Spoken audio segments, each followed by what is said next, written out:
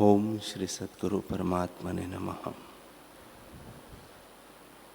श्री योग वशिष्ठ महारामायण निर्वाण प्रकरण सर्ग 163।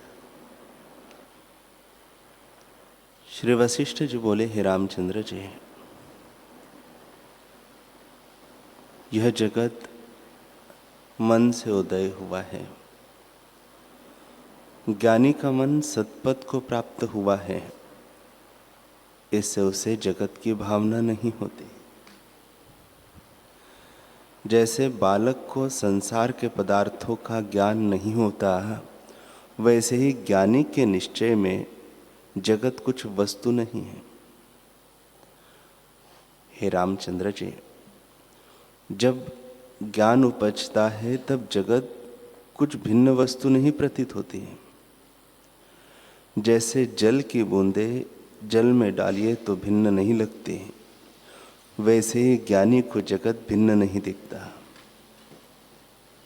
जैसे बीज में वृक्ष होता है, वैसे ही मन में जगत स्थित है, और जैसे वृक्ष बीज रूप है, वैसे ही जगत मन रूप है।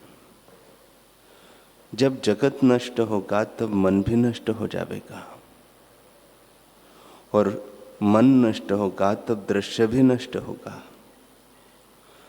एक का अभाव होने से दोनों का अभाव हो जाता है। मन नष्ट हो तो वासना भी नष्ट हो, और वासना नष्ट हो तो मन भी नष्ट होता है। हे रामचंद्र जी, जगत के भीतर बाहर जो रमता है वही मन है। इससे जब मन को स्थिर करके देखोगे तब जगत की सत्यता न प्रतीत होगी। अज्ञानी के हृदय में जगत दृढ़ स्थित है, इससे वह दुख पाता है। जैसे बालक को अपनी परछाई में भूत दिखता है, जिससे वह दुख पाता है। जो निकट है वह उसको नहीं भासित होता, इससे वह दुख नहीं पाता। हे रामचंद्र जी, यह जगत यदि सत्य होता तो ज्ञानवान को भी प्रतीत होता, पर ज्ञानी को नहीं प्रतीत होता। इससे जगत कुछ वस्तु नहीं है। जैसे एक ही स्थान में दो पुरुष बैठे हों और एक को निद्रा आवे तो उसको स्वप्न का जगत देख पड़ता है, और नाना प्रकार की चेष्टा होती है, पर दूसरा जो जागता है उसको उसका जगत नहीं देख पड़ता। वैसे जो पुरुष परमार्थ सत्ता में जागा है उसको जगत शून्य दिखता है। हे रामचंद्र जी, यह जगत मिथ्या है, उसकी तृष्णा तुम क्यों करते हो? अपने स्वभाव में स्थित हो। यह जगत पर स्वभाव है। यह जानकर चाहे जैसी चेष्टा करो तुमको बंधन न होगा और पूर्व पद की प्राप्ति होगी। जैसे अग्नि से जले सूखे तृण को पवन उड़ा ले जाता है और नहीं जाना जाता कि कहाँ गया, वैसे ही ज्ञान रूपी अग्नि से जलाया और निरअहंकारता रूप पवन से उड़ाया हुआ संसार रूपी तृण न जाना जाएगा कि कहाँ गया। जैसे चाहे लाख योजन तक चला जाए तो भी यही देख पड़ता है कि आकाश ही सर्व सृष्टि को धारण किए है, वैसे ही सब दृश्य जगत को आत्मा धारण करता है। संसार का शब्द अर्थ आत्मा में नहीं। इसको छोड़कर देखो कि सब शब्द अर्थ का अधिष्ठान आत्मा ही है। हे रामचंद्र जी, रूप, अवलोक और मनस्कार मिथ्या उदय हुए हैं। इनका त्याग करो। जैसे मरुस्थल में जलाभास मिथ्या है, वैसे ही आत्मा में जगत मिथ्या और भ्रममात्र है। इसके संबंध से जीव दुखी होता है। जैसे रस्सी में सर्प और सीपी में रूपा मिथ्या है, वैसे ही आत्मा में जगत है। तुम आत्म ब्रह्म हो, दुख से रहित अपने स्वभाव में स्थित हो और आत्म दृष्टि से देखो कि सब आत्मा है। अथवा जगत को मिथ्या जानो तो भी शेष आत्मा ही रहेगा। जैसे जागृत, स्वप्न और सुषुप्ति का अभाव होने पर शांत पद शेष रहता है, वैसे ही जगत का अभाव निश्चित होने पर आत्मपद शेष प्रतीत होगा। इस जगत का अत्यंता भाव है और जो दिखता है वह ब्रह्मात्र है। जो एक काल में होता है वह दूसरे काल में नष्ट हो जाता है। स्वप्न में जागृत का अभाव हो जाता है और जागृत में स्वप्न का अभाव हो जाता है, पर सुषुप्ति में दोनों का अभाव हो जाता है। इससे वे ब्रह्मात्र है। विश्व आत्मा का चमत्कार है। जैसे समुद्र में तरंग होते हैं, वैसे ही आत्मा में जगत है। अहंता से यह उदय होता है और अहम का अभाव होने पर इसका भी अभाव हो जाता है। जिनको अहंता के अभाव का निश्चय हुआ है, वे ही संत और उत्तम पुरुष हैं। उन महानुभाव पुरुषों का अभिमान और भोगों की आशा नष्ट हो जाती है। वे भ्रांति रहित और नित्य ही समाधिस्थ होते हैं।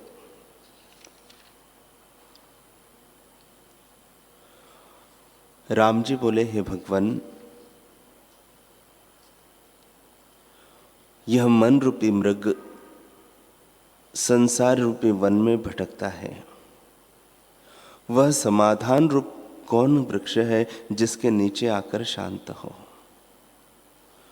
उसके फूल, फल और लता कैसे है और वह वृक्ष कहाँ होता है, यह कृपा करके कहिए। श्री वशिष्ठ जी बोले, हे रामचंद्र जी, जिस प्रकार समाधान रूप वृक्ष उत्पन्न होता है सो तुम सुनो। सब साधन इसके पत्ते, पुष्प और लता अधिक है।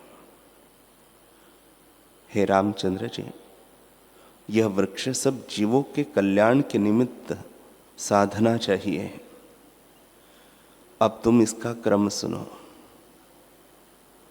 आत्मिक बल से तो यह उगता है और संत जनों के हृदय में यह उपजता है। चित्तरूपी पृथ्वी में लगता है और वैराग्य इसका बीज है। वैराग्य दो प्रकार से प्राप्त होता है। एक तो दुख और कष्ट प्राप्त होने से वैराग्य उपज आता है। दूसरे शुद्ध निष्काम हृदय होने पर भी वैराग्य उपजता है। उस वैराग्य रूपी बीज को जब चित्त रूपी भूमि में डालते हैं और निर्वासना रूपी हल फेरते हैं, निर्मल, शीतल और हृदय गम्य संतों की संगति और सच्शास्त्र रूपी जल जब मन रूपी क्यारी में पड़ता है, तब उस वृक्ष के बढ़ने की आशा होती है।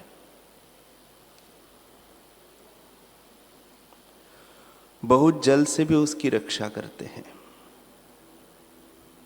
आत्म विचार रूपी सूर्य की किरणों से पुष्ट करते हैं और उसके चहु फेर धैर्य रूपी बाड़ी करते हैं। तब दान, तीर्थ, स्नान रूपी चौतरे पर उस बीज को रखकर रखवाली करते हैं कि सूख या जल न जाए। आशा रूपी पक्षी से रक्षा करते हैं कि वैराग्य रूपी बीज को वह निकाल न ले जाए। अभिलाषा रूपी बूढ़े बैल से रक्षा करते हैं कि खेत में प्रवेश करके वह उसको रोंद न डाले।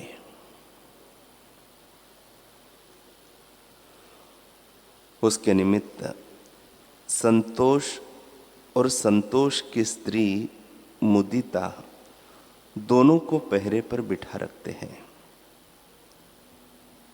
इस बीज का नाशक कुहिरा जो मेघ से उपजता है उससे भी इसकी रक्षा करते हैं। संपदा, धन और सुंदर स्त्रियों का प्राप्त होना ही वैराग्य रूपी बीज का नाशक ओला है।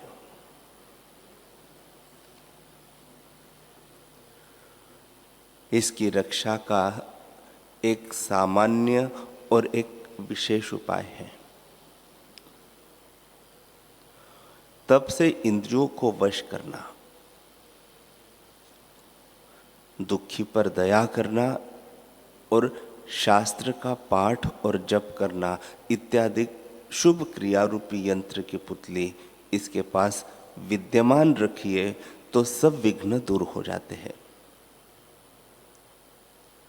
दूसरा श्रेष्ठ उपाय यह है कि संतों की संगति करके सत्शास्त्रों को सुने। प्रणव जो ओमकार है उसका ध्यान और जप करें और उसका अर्थ विचारें। यही त्रिशूल रूप ओलों के नाश का परम उपाय है। जब इतने शत्रुओं से रक्षा करे तब उस बीज की रक्षा हो। संतों के संग और सत्शास्त्रों के विचार रूपी वर्षा काल के जल से सींचिए, तब अंकुर निकलता है और वह खूब लहलहाता है। जैसे द्वितीय के चंद्रमा को सब कोई प्रणाम करता है, वैसे ही संतोष, दया और यश रूपी अंकुर निकलता है। उसके दो पत्ते निकलते हैं, एक वैराग्य, दूसरा विचार, और वे दिन प्रतिदिन बढ़ते जाते हैं। शास्त्रों से जो सुना है कि आत्मा सत्य है और जगत मिथ्या है, उसका बारंबार अभ्यास करना चाहिए।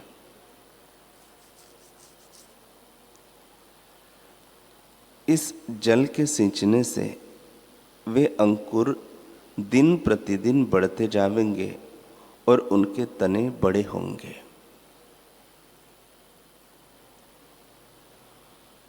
हे रामचंद्र जी, जब डालें बड़ी होती है तब रागद्वेष रूपी वानर उन पर चढ़कर उन्हें ही तोड़ डालते हैं। इससे इस वृक्ष को दृढ़ वैराग्य, संतोष और अभ्यास रूपी रस से पुष्ट करना उचित है। जैसे सुमेरु पर्वत है, वैसे ही संतोष से उसे पुष्ट करना चाहिए। जब यह होगा तब उसमें सुंदर पत्ते, डाले, फूल और मंजीरी लगेंगी। मार्ग में बहुत दूर तक इसकी छाया होगी और शांति, शीतलता, शुद्धता, कोमलता, दया, यश और कीर्ति इत्यादि गुण प्रकट होंगे। उसके नीचे मन रूपी मृग विश्राम पाकर शीतल होता है। आध्यात्मिक, आधि भौतिक और आधि दैविक ताप मिट जाते हैं और मन परम शांति पाता है। हे रामचंद्र जी, यह मैंने तुमसे समाधान रूपी वृक्ष कहा है।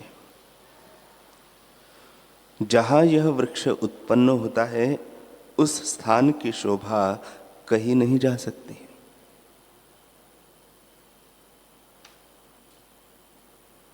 जो इस वृक्ष की शरण जाता है उसके ताप मिट जाते हैं और वह शांति पाता है। यह वृक्ष ब्रह्मरूपी आकाश के आश्रय से बढ़ता है और वैराग्य रूपी रस और संतोष रूपी छल से पुष्ट होता है। जो पुरुष इसका आश्रय लेगा वह शांति पावेगा।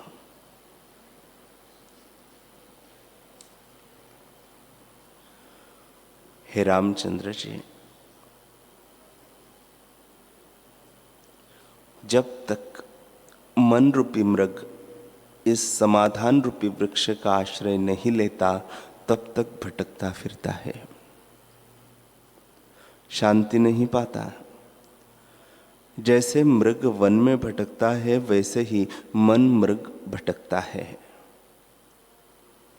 द्वैत, अज्ञान और प्रमाद रूपी बधी उसे मारने लगते हैं, इससे दुख पाते हैं।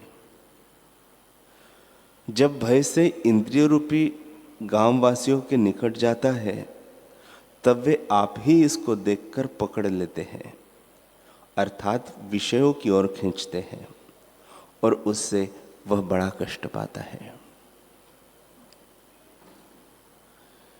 इनके भय से जब फिर वन में जाता है तो वह विषयों के न मिलने की तपन से दुखी होता है। जब उसको भी त्याग कर रस रूपी स्थानों को शांति के निमित्त दौड़ता है तब काम रूपी कुत्ता काटने को दौड़ता है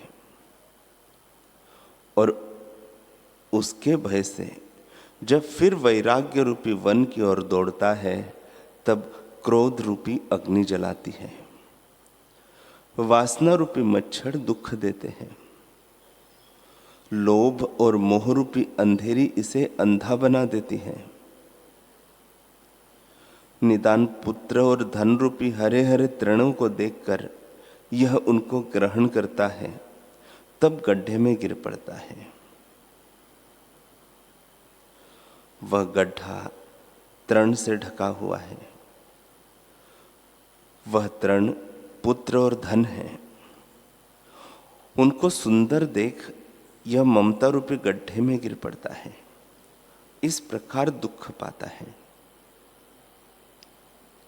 हे रामचंद्र जी,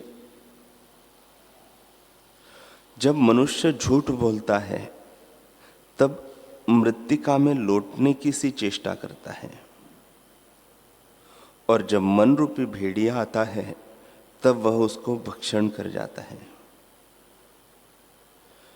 जब समाधान रूपी वृक्ष से जीव विमुख होता है तब इतने कष्ट पाता है और जब मन रूपी भेड़िए से छूटता है तब आशा रूपी जंजीर में बंधा जाता है। निदान जब तक इस वृक्ष के निकट नहीं आता है तब तक बड़े कष्टदायक स्थानों को जाता है। तमाल वृक्षादि के तले भी जाता है और कंटक के वृक्षों के तले भी जाता है, परंतु शांति किसी स्थान में नहीं पाता, बड़े बड़े कष्टों को ही पाता है।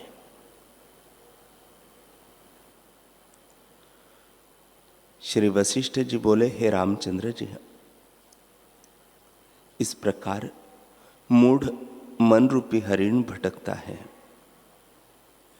इससे मेरा यही आशीर्वाद है कि तुमको उस वृक्ष का संग हो। जब उस वृक्ष के निकट जीव जाता है तब शांति होती है। जब उसके नीचे आ बैठता है तब तीनों ताप अंतःकरण से मिट जाते हैं।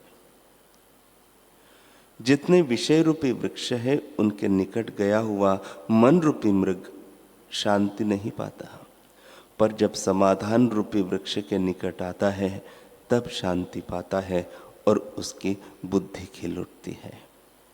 जैसे सूर्यमुखी कमल सूर्य को देखकर खिल उठता है। उस वृक्ष के अनुभव रूपी फल और शास्त्र विचार रूपी पत्तों और फूलों को देखकर वह बड़ा आनंद पाता है। फिर उस वृक्ष के ऊपर चढ़ जाता है और पृथ्वी का त्याग करता है। जैसे सर्प अपनी पुरानी केंचुल को छोड़ देता है और नूतन सुंदर शरीर से शोभित होता है। जब उस वृक्ष पर चढ़ता है तब गिरता नहीं, क्योंकि उसके पत्ते बहुत मजबूत हैं। उसके आश्रय से ठहरता है। समाधान रूपी वृक्ष के पत्ते सत्शास्त्र है। जब समाधान रूपी वृक्ष से जीव उतरता है तब शास्त्र के अर्थ में ठहरता है और जितने पदार्थ देखता है वे उसे मिट्टी धूल से जान पड़ते हैं।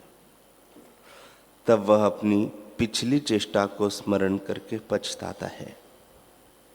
जैसे कोई मद्यपान करके नीच चेष्टा करे तो जब मद उतरता है तब पछताता है, वैसे ही मन रूपी मृग अपनी पिछली चेष्टा को धिक्कारता है और कहता है कि बड़ा आश्चर्य है जो मैं इतने काल तक इस वृक्ष से विमुख हुआ भटकता रहा, अब मुझको शांति हुई है। जैसे दिन की तपन न रहने पर चंद्रमुखी कमलिनी को शांति होती है, वैसे ही मन रूपी मृग को शांति हो जाती है।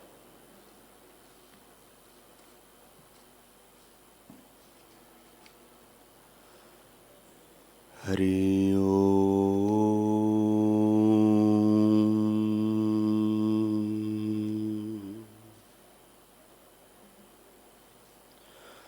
हरि ओम। ओम सहना भवतु सहनो भुनक्तु सह वीर्यं करवावहै तेजस्विनावधीतमस्तु मा विद्विषावहै। ओम शांति शांति शांति। श्री सद्गुरुदेव भगवान की जय।